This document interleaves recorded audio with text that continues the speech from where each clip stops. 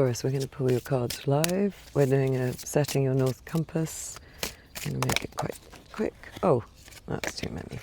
There were 3 in a pile. Let's just see what they are. Oh, 4. 2 of Wands, 7 of Pentacles, 8 of Swords, 5 of Wands, and then 1 on its own, which was the Hermit. But I'm going to...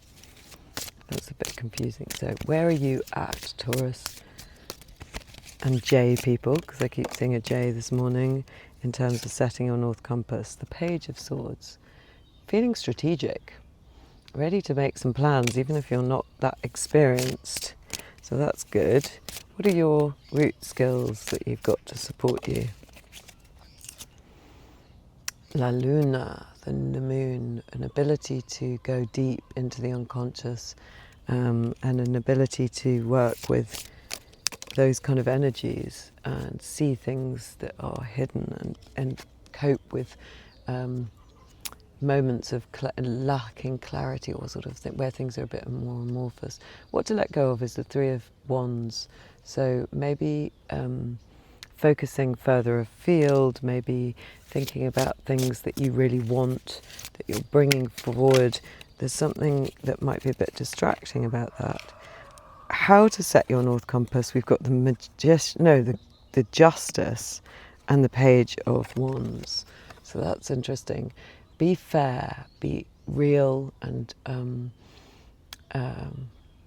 balanced, and then use your passion with that. So one is a very measured energy and the other is a very passionate and kind of all over the place energy. So I like the mix of the two. One is very mature and regal, the other is very young and excitable. So that's how to set your north compass. We'll read this properly in a minute. Long last card, which is where it's all going. The Queen of Swords. I love it. Very clear, very intelligent, the one that can get things done in the pack. So this is really beautiful energy. So we've got there's 2 swords, 1 major two majors rather, in the Moon and the Justice, and a feeling of letting go. It's interesting, let go of looking too far ahead and too far away, because whatever you're strategizing, which is you, the idea of this strategizing with this bird in her cloak that's bringing you something, some idea that you want to create. She's got something in her mouth, that bird. So whatever you're strategizing for, it's sort of not too far away. Let's not make it something that's too far in the distance, is what it's saying to me. It might be something a bit more immediate. Your skills, being the Moon, feel like you can tolerate it. Well, it's a symbol of Hecate, the 3-headed goddess here, and she's got her dogs and her wolves, and I like that. So Hecate, the goddess who can cope with kind of the wild, the unknown, that she's got quite a sort of strong atmosphere around her and a reputation that some people find difficult. But she has the keys to everything and she's amazing, and she isn't difficult. And I think what it's saying is that you have that kind of, you've got that ally, those allies, the wild dogs, the 3 faces, the ability to work with the Moon.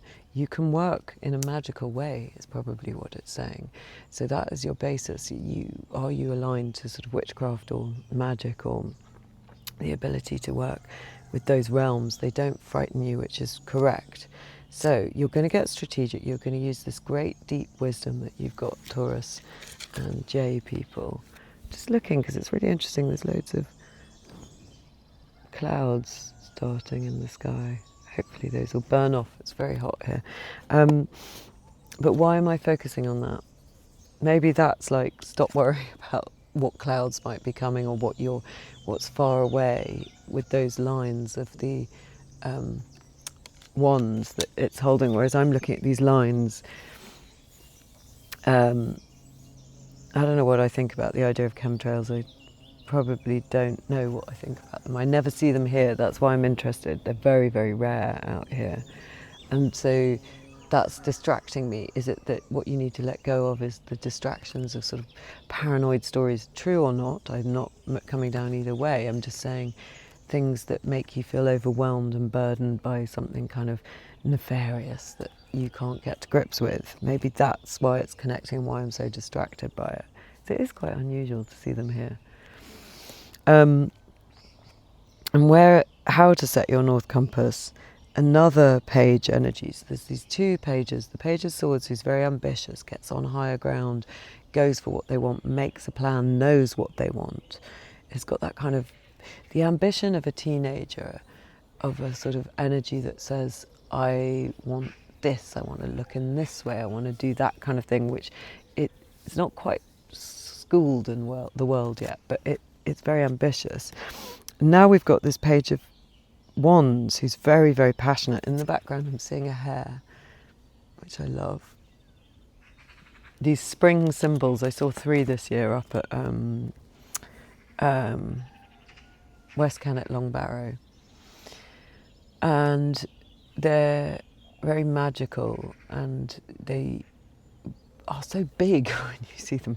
They're much bigger than rabbits, and they look at sort of slightly. Anyway, they're again a symbol of probably Hecate, I would imagine. So this is sort of saying about, because they're very witchy, this is saying how to set your North Compass, connect to that witchy ability to be at one with the fleeting wild elements and the sort of unseen and the magical powers, and maybe even petitioning Hecate, but also with this beautiful Justice, who's dropping. Oh, it is a witch. Sorry, I hadn't even picked that up. So we've got a very strong witchy energy here, female power, and it's saying with all of that witch energy, she's on her broom and she's throwing presents down to those below her. So it's saying, think about how to set your North Compass is by bestowing the gifts of this wisdom that other people don't have such access to. That makes a lot of sense. You're really helpful to other people because you can go to these places that they can't. And where that takes you is the Queen of Swords, to a very powerful, very no-nonsense, very straightforward, intelligent, dynamic position. And what I like about it is it's not over empathetic. You're giving, but you're not consumed and subsumed and overwhelmed by everyone else's energy, because you're still connected to these very sort of strong page teenage energies and this Hecate energy, which wouldn't be a sap to anyone. So it's saying you can give, and I'm looking at this apples halved, but you're not, because the Queen of Swords is the flip side of the Queen of Cups, who becomes very over empathetic, and then eventually she moves into, actually I'm not having this, I'm doing what I need. So that's why I'm making that connection. So you can give, but from a position of power and not being overwhelmed by other people. Let's get you some capping cards. We've got the Four of Cups. She is grasping one of these cups. Usually in the Four of Cups we say take the cup that's being offered to you. Usually she's protecting, or that he is protecting 4 cups and not taking the fourth.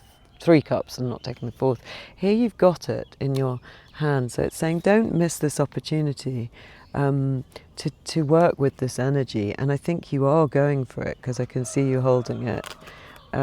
Is that what you mean by that? Let's see. Now we've got the Three of Pentacles, all these sort of another 3, like the Three of Wands, and these 3 cups that she's not holding. Yeah, it says yes, work with that energy. The Three of Pentacles is about cooperation. So that's exactly what it means. It says grasp this opportunity, cooperate with this magical energy that you have an insight into. Do not leave this. It can be helpful to people. And if you're frightened of being overwhelmed, you won't be. And then let's cap it with a Rider-Waite. The Page of Wands again, so we've got 2. It's saying don't forget how, maybe I haven't emphasised how excitable the Page of Wands is. You feel very excited about this magical energy with that hair in the background. This is really exciting and connected to great sort of joy and gusto, and don't dampen that with a sense of responsibility. Even though we know you're going to be balanced and fair, allow that to fly. That's what they wanted you to think about those cards. And then let's just get one. We've got the Sea Witch. I had a feeling she would come out. I love that. So we've got the witchy energy being emphasised again from these beautiful Oracle of Mystical Moments. I'll read to you from the book, number 52. This is really lovely. You're connecting to some very strong, positive energy. Innocence, joy of play. Well, that's very much the Page of Wands who's here twice. And wonder. So that's what's being wanted to be emphasised. This small mermaid is called the Witch of the Sea. Instead of a fishtail, she has a jellyfish on the lower part of her body. Her hair sways behind her like flowing tentacles. She holds a windmill in her hand that propels her forward. A wide-eyed fish is her loyal companion on the ocean journeys. She is young and uses the magic of childlike thinking to dance in the waves, marvelling at the wonder of life. Yeah, I think that's really being emphasised because we've got wonder in her, youthful wonder, magic, delight, and then 2 Page of Wands. So even though where you're going with your North Compass is a very strong, intelligent, boundaried place, even though we've got, with the Queen of Swords, even though we've got Justice, which is about balance and order. It's not just justice, it's the revelation of, because I'm reading these in Italian, I've just travelled yesterday. 20 is judgment. It's not justice. That's interesting. I think I was looking at the Queen of Swords and thinking about justice. Actually, this is talking about judgment, a revelation coming from, usually it comes from below, and these resurrected figures. And here it's coming from above. So I've got a tingle. Your witch gifts, your ability to connect to the Hecate energy, the ability to be fully magical, is raining down gifts from above that are revelatory to you, eye-opening and exciting, with this double page energy of the Page of Wands and coming up double, and with the Sea Witch. So how to set your North Compass is allow those revelations of joy, of there's a June bug here now, which is lovely. Like last night when I arrived, there were fireflies everywhere. So allow that kind of whimsy, that the joy that's connected somehow to your ability to connect to this witch energy, because she's turning up twice here with Hecate, and then this witch throwing presents from above. Go with how excited that makes you feel, like me creeping up to the West Kennet Long Barrow at dawn and seeing 3 hares, and how excited that makes me feel. That is a good thread for you to follow. Grasp it, work with it. It will take you into a place where you're very strong, very boundaried, very intelligent. Maybe you will be writing about it. But follow the wonder. It's got lots and lots of beautiful gifts and presents for you. And don't focus too far away on something that you think you know you want. It's almost like you need to follow the feeling of wonder first. That gives you the gifts raining down from the witch on her broomstick. That gives you the kind of revelations. Don't be too logical. Go with what you're passionate about. Work with that energy. See you again.